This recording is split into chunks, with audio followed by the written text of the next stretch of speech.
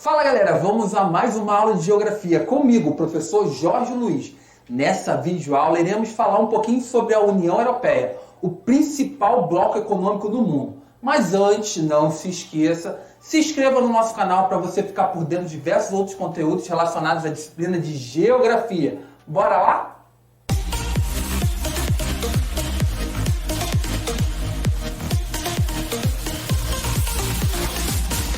Então, galera, vamos lá falar sobre a União Europeia. Vou apresentar para vocês as principais características desse bloco de suma importância no contexto atual. Se liga aí! A União Europeia configura-se como um dos mais poderosos blocos econômicos do mundo. É uma união econômica e política de características únicas. Atualmente é constituída por 27 países europeus, que em conjunto abrange boa parte do continente. É o bloco regional que mais aprofundou a cooperação entre os países membros. Vamos entender melhor um pouco esse processo de formação da União Europeia. Vamos lá. Primeiro estágio de formação seria lá o estágio mais primitivo, que é chamado de Benelux.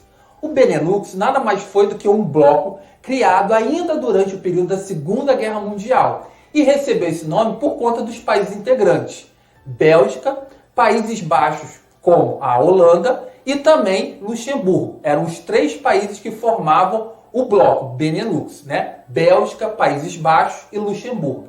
O objetivo desse bloco era integrar esses três países em um mercado comum único, com a redução de todas as tarifas aduaneiras. De acordo com esse bloco, a eliminação comercial entre esses países iria permitir uma maior troca e um fortalecimento desses países, ok?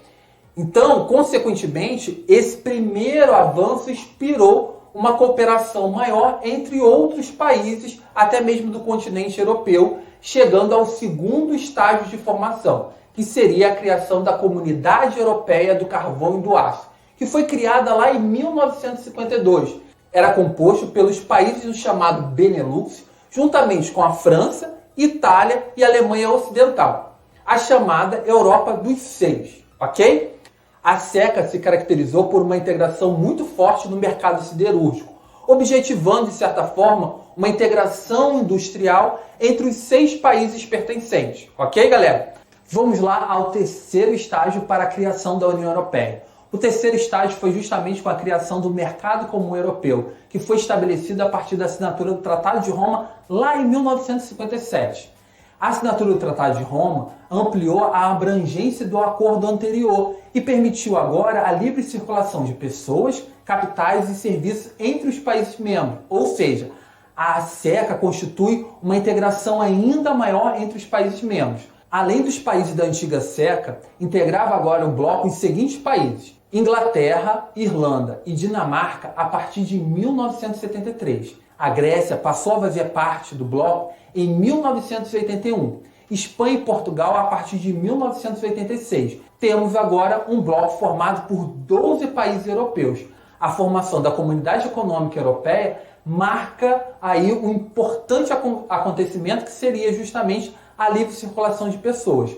Vamos lá para o quarto estágio, o estágio mais importante, que é a criação da União Europeia em 1992, com a assinatura do Tratado de Maastricht. A criação da União Europeia vai possibilitar um aprofundamento ainda maior entre os 12 países que constituíam o bloco inicialmente, ok?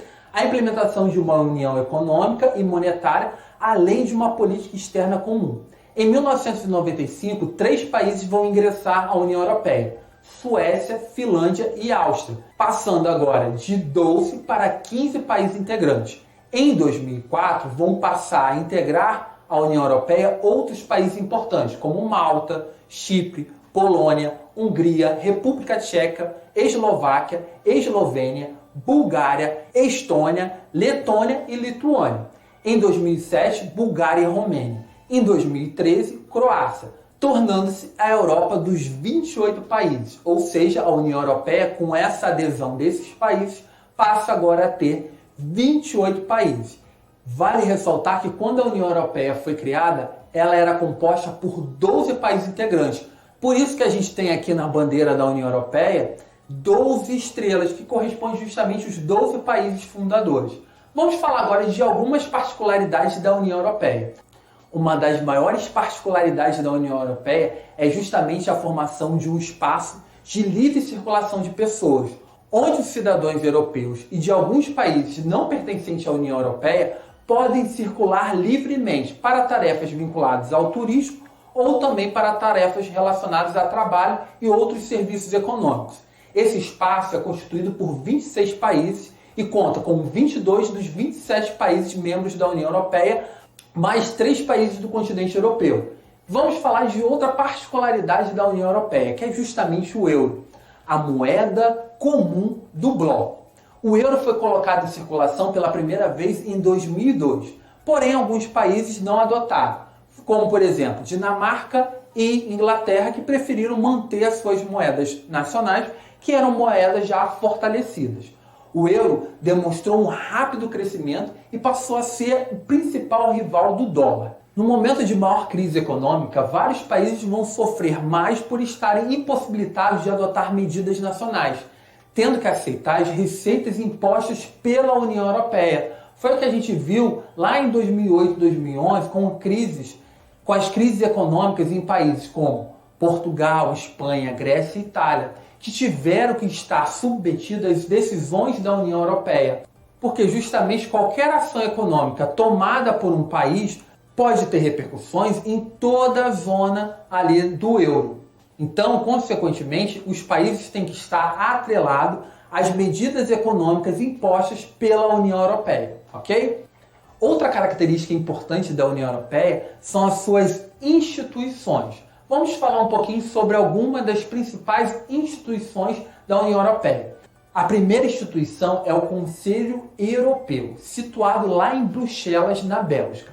É o órgão máximo da União Europeia. Ele é formado por um Conselho de Ministros composto por um total de 15 líderes de Estados, além do presidente da Comissão Europeia.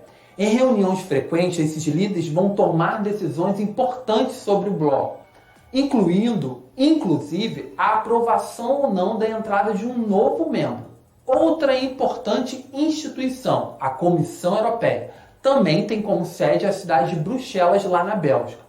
Esse é o órgão executivo do bloco europeu. Ele é composto por representantes de cada país membro, responsável pela elaboração de propostas de novos atos legislativos e pela execução das decisões tomadas pelo Parlamento Europeu e também pelo Conselho Europeu.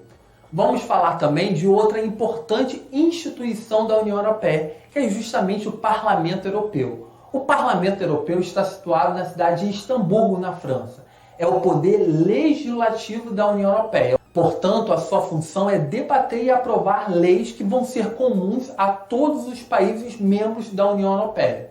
Outra instituição importante é o Banco Central Europeu, que vai estar situado na cidade de Frankfurt, na Alemanha. É o principal responsável por regulamentar todas as políticas econômicas e monetárias do bloco. Outra instituição importante é o Tribunal de Justiça da União Europeia, que vai estar situado lá na Holanda.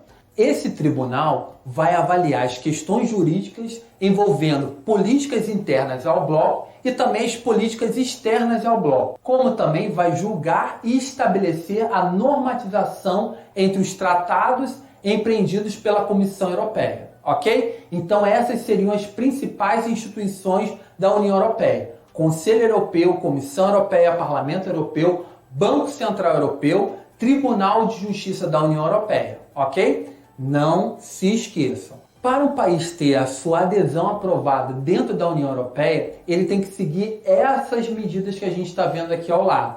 Quais seriam essas medidas? Primeira medida aí que você está vendo é justamente esse país ter instituições estáveis que garantam a democracia. Então ele tem que ser um país onde se exerça a democracia, ok?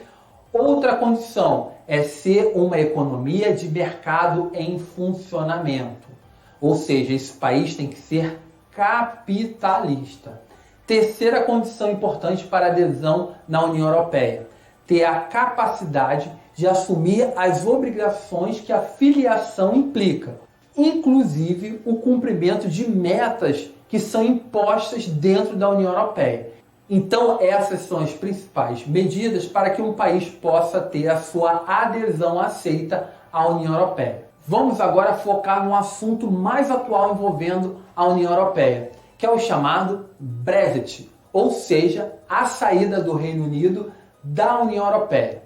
Essa medida foi determinada após a realização de um referendo, ocorrido em 23 de junho de 2016, onde a população votou a favor da saída do Reino Unido da União Europeia. E depois da realização de diversos acordos entre o Reino Unido e a União Europeia, ficou determinado que a partir do dia 31 de dezembro de 2020, o Reino Unido não faz mais parte da União Europeia. Ok, galera? Espero que vocês tenham compreendido melhor o processo de formação da União Europeia, compreendendo os principais fatores históricos que contribuíram para a formação do maior e mais importante bloco econômico do mundo. Ok?